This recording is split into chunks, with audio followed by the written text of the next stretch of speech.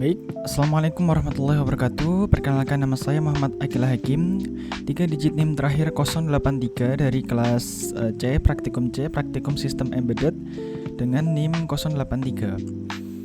Baik, sebelumnya saya akan mempresentasikan yaitu praktikum keempat ya, yaitu melakukan pembacaan nilai ADC pada mikrokontrolernya STM dan ESP, yaitu menggunakan potensio dan sensor analog ke terminal VS Code. Langsung saja. Apa itu ADC? Yaitu Analog to Digital Converter. Definisinya yaitu fitur pengubah sinyal analog atau kontinu menjadi nilai digital atau diskrit yang dapat diproses mikrokontroler. Fungsi utamanya di sini ada membaca nilai dari dunia fisik, tegangan, cahaya, suhu, kelembaban, lalu mengonversinya menjadi angka digital. Resolusinya ada ini 8 bit yaitu 0 sampai 255, 10 bit 0 sampai 1023, kemudian ada 12 bit yaitu 0 sampai 4095. Nah, di sini kita ada beberapa komponen praktikumnya. Yang pertama yaitu potensiometer, yang fungsinya yaitu sebagai pembagi tegangan, menghasilkan tegangan analog, dapat diputar untuk variasi, terhubung ke pin ADC mikrokontroler.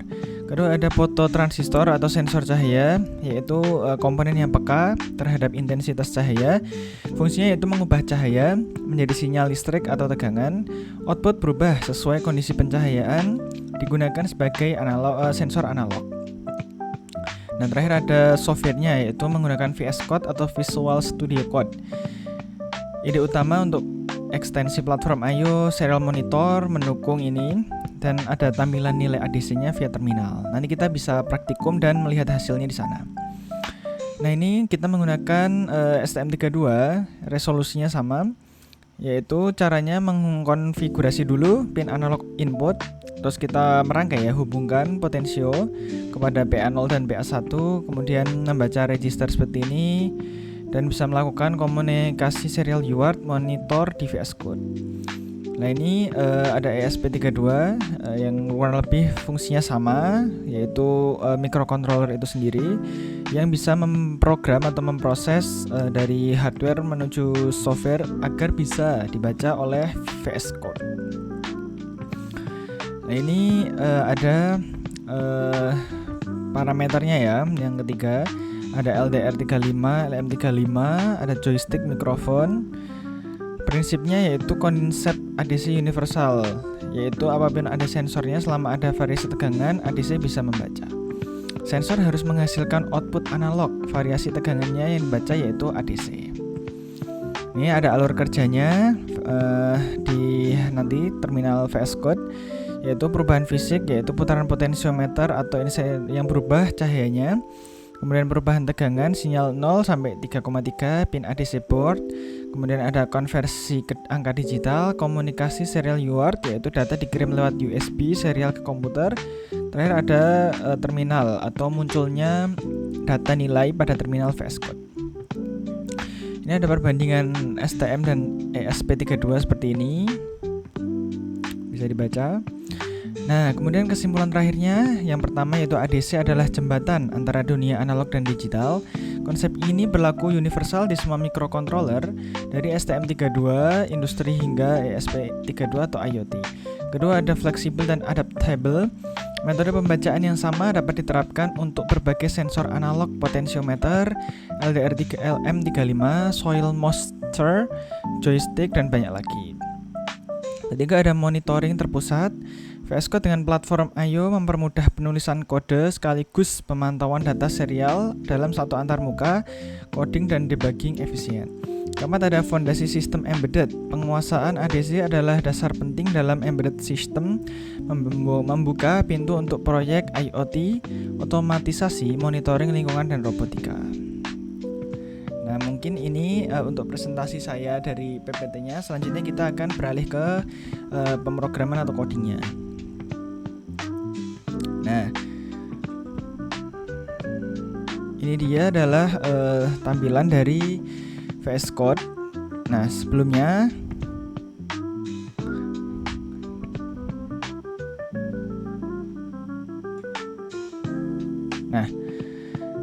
jadi pada framework ini, kita ada di sebelah kiri ini adalah data yang sudah ada pada modulnya. Jadi modulnya ini kita klik praktikum, kemudian kita pertama STM32, kemudian ini ada mains-nya yaitu codingnya.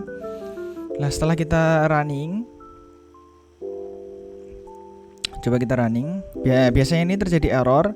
Nah, kemudian kita bisa melakukan prompter di sini, yaitu meminta AI untuk membenarkan. Nah, saya sudah jadi ini yang sudah saya bikin pada praktikum di lab. Nah, ini kita rubah menjadi main CPP. Kemudian kita run sesuai parameter yang percobaan 1. Jadi ini kita bisa silang dulu. Kemudian kita centang dulu di sini. Nah, ini akan merunning, prosesnya bisa ditunggu. Nah, ini sukses. Nah, kemudian langkah selanjutnya kita bisa sambungkan ini hardware-nya nanti ke laptop kita menggunakan ST-Link dan STM32. Kemudian kita klik ini yang centang panah ke kanan, yaitu upload atau mengupload data. Nah, nanti itu jadinya yang ada pada video berikut ini.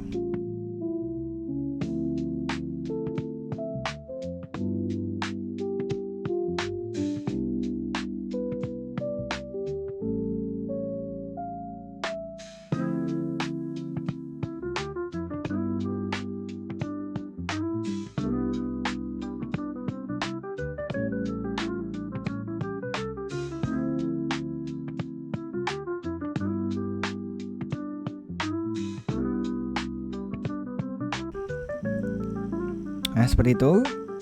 Kemudian kita beralih kepada yang STM32 ESP ya, ESP32. Bisa klik di sini praktikum, kita pilih yang ESP. Ini kita bisa milih yang pertama. Nah, nanti ESP ini juga langkahnya sama seperti STM32. Kemudian kita bisa running dan upload. Apabila masih ada error, kita bisa meminta AI untuk membenarkannya. Nah, hasilnya percobaan ada di video selanjutnya. Ini program yang kedua,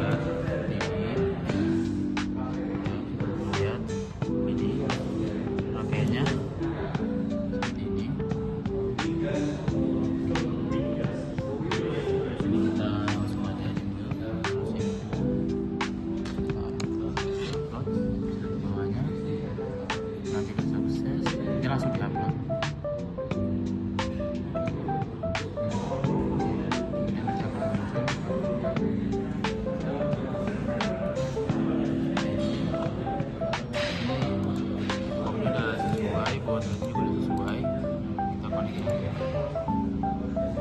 Nah, di sini ada tulisan ya polling mode, karena kita sekarang menggunakan fungsi polling. Ini kalau misalkan kita ubah sesuai dari ininya, nanti dia akan berubah juga datanya di sana. Datanya akan berubah, voltasenya berubah. Lalu kalau misalkan kita menggunakan pencahayaan,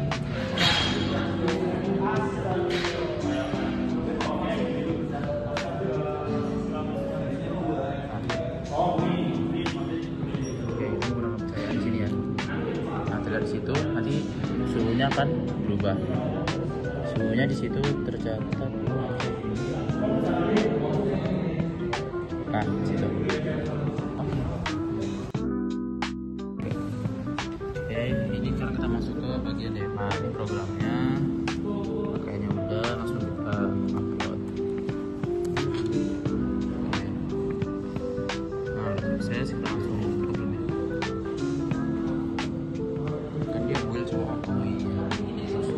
masuk ke serial boy, kita run aja. Ya, kamu bisa terlihat seperti ini. Nah, kita masuk, komnya udah sesuai, wadah juga udah sesuai, langsung kita connect aja. Nah, nanti kamu candalan seperti ini. Oke, sini bisa teman-teman lihat ya. Oke, kita putar potensionya. Nah, datanya ikut berubah di bagian voltage. Nah, terus ini kalau kita pakai cahaya lampu, nah nanti akan berpengaruh ke ya ke lihat di bagian raw ADC di sini tuh, hanya berubah ya raw ADC-nya. Nah, di situ kita lepas, dia akan kembali tuh. Oke, di sini. Oke, ini programnya. Itu ada rangkaiannya. Oke. Nah, ini bagian yang interrupt. Nomor 1 interrupt ya. Oke, kita upload aja. Di sini udah sukses pertama. Nah, di upload sudah sukses. Di upload sudah sukses dan di upload. Oke, sukses ya. Kita masuk bagian QA-nya. Terus kita run video. Nah, tampilannya pun seperti ini. Ini kita di flashbacknya akan sama. Baud rate-nya juga harus sesuai. Kita konekin aja, maka tampilannya akan muncul seperti berikut. Nah, kalau teman-teman lihat, ini kita putar di bagian sini tensiometernya.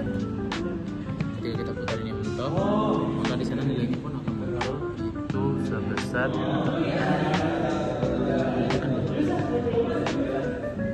di situ ya, nilainya udah ada, terlihat terbaca, ada perubahan. Nah, berikutnya kalau misalkan kita kasih percayaan, kita kasih di ADC-nya. Nah, maka di tanda update datanya itu akan berubah juga nilainya. Oke, seperti itu. Oke. Nah. Oh, yang terakhir. Kalau kita tekan tombol interrupt, ini yang paling penting ya, interrupt, maka nanti di sini akan muncul seperti ini. Nah, seperti itu. Interrupt. Nah, connect. Oke.